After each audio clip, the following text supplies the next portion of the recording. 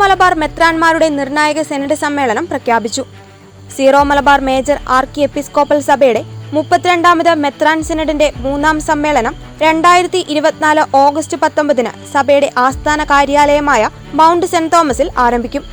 August 19 തിങ്കളാഴ്ച രാവിലെ കാഞ്ഞിരപ്പള്ളി രൂപതാധ്യക്ഷൻ മാർ ജോസ് പുളിക്കൽ പിതാവ് നൽകുന്ന ധ്യാന ചിന്തകളോടെ സെനഡ് സമ്മേളനം ആരംഭിക്കും.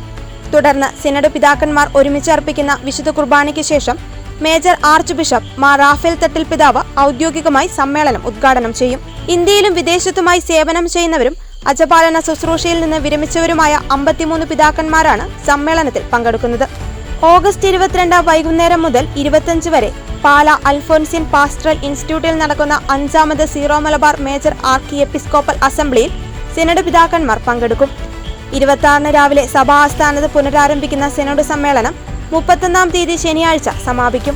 സഭാംഗങ്ങളെല്ലാവരും സെനഡിന്റെ വിജയത്തിനായി പ്രാർത്ഥിക്കണമെന്ന് മേജർ ആർച്ച് ബിഷപ്പ് അഭ്യർത്ഥിച്ചു.